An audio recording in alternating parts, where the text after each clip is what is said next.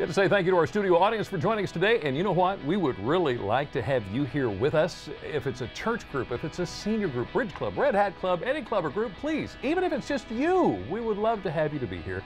Find out how you can become a member of our studio audience by visiting DelmarvaLife.com and clicking on the show tab.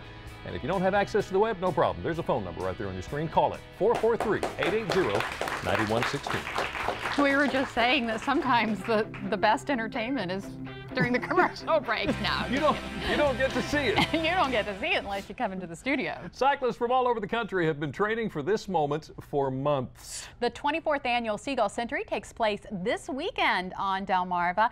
Thousands of riders will embark on a 100-mile bike ride touring the beautiful eastern shore of Maryland. Every single penny raised goes right back into the community as well. And joining us today to tell us more about the Gull Century is coordinator Amy Waters. Amy, thank you for joining us today. Sure, great to be here. We were talking about some of this before. This is an incredibly huge event that a lot of people want to take part. Tell us more about exactly what is involved in this whole thing. Sure. It is thousands and thousands. We're up to 7,400 cyclists as of this morning, and they'll just keep registering up until the event. We'll probably have another 300 before the Saturday ride takes place. So again, it's a tradition for Salisbury University. This is the 24th year.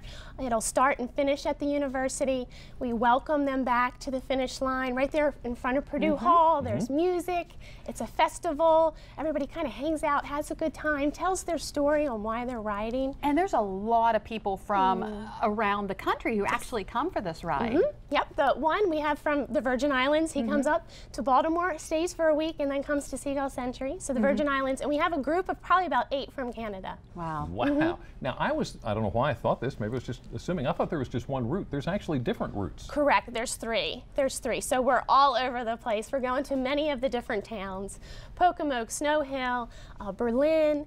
They just welcome us, and it's wonderful. They get to tour the beautiful towns, going through the historic pieces of it. So there's 3 routes, correct. 200-mile and then the 72-mile metric to Princess Anne. Right. Now, the money that is raised through the Gull Century all goes right back in the community. How is that? Correct. Everything is local, and as you can imagine, when they come in, the hotels are booked. The participants and their family, they're eating at restaurants and they're shopping. And also for Century, it's an expensive event, so we buy about 90% of all of our needs for this event is from the local community and businesses. So it's wonderful. The civic groups that come out to support and volunteer at our rest stop, we also donate back to them. The Ocean City Lioness Club would be one, for example. Now, when I did it, I did the Gull Century years ago. I actually rode for Team in Training. You have several groups that raise money for charity? Yes, Team in Training would be the largest, and they're about 350 strong this year. We have Women Supporting Women, our local group there, and then Habitat. They don't, they participate, but there's a $1 donation back from Century Riders in our organization to our local Habitat here. Now, this isn't necessarily just a leisurely ride to bring the kids out. This is not for rookies, right? Right, and we really say that just because families do participate. Actually, our youngest rider is 8 years old, but he's riding with his mom and dad and aunt, so that's a nice family outing, but he'll be doing the 17-mile, or the 62-mile, excuse me.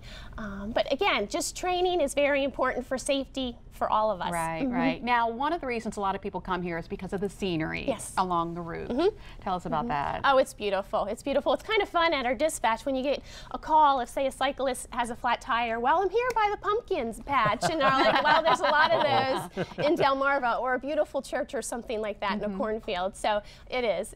It's wonderful. They enjoy it. Something this size, you must rely on volunteers. Yes. Oh yeah, we're about 250 strong. We could not do it with a local community, the Salisbury students, and I can't say enough about my committee through the university. They're just wonderful people, very devoted for this event to be successful. And they're all along the route helping with food and whatnot, even entertainment. Music is out, right? Correct. And actually on Friday we're going to have a photo booth, which will be a lot of fun and silly pictures that the cyclists can come in, and then there's a nice beer tasting too as a welcome. Something else that's different this year, you're not going to actually have a day of registration.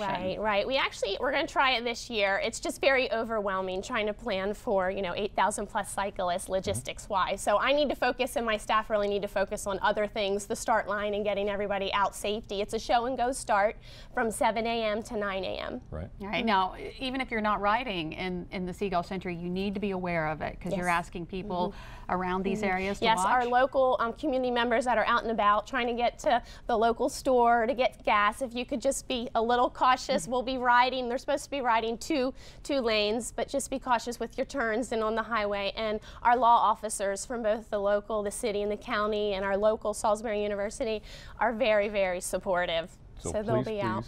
Be very careful. Okay, run down those event details for us one more time so that we can know exactly what you got coming up here. It's this Saturday, October 6th. It's a show and go start right there at North Bateman, North Wayne Street on the east side of campus, 7 a.m. to 9 a.m. All right, Amy, a lot of great work you put into this. Thank you so much. You are ready, aren't you? Thank you. You are We're excited. Ready to go. We're excited. Thank you so much. Appreciate it. All right, and of course, if you'd like more information, including the ride maps and rest stop hours, go to DelmarvaLife.com, click on the show tab. And from bicycles to airplanes, still to come on Delmarva Life. Where do old airplanes go when they no longer have a use in the sky? Ooh, I know. If they're lucky, they come to Delmarva. Up next, a look inside the Air Mobility Command Museum in Dover and the history on display there. Plus, it's a comfort food many of us love, tomato soup. We're in the kitchen with Jules Restaurant to jazz it up a bit. Delmarva Life at its best here on Delmarva.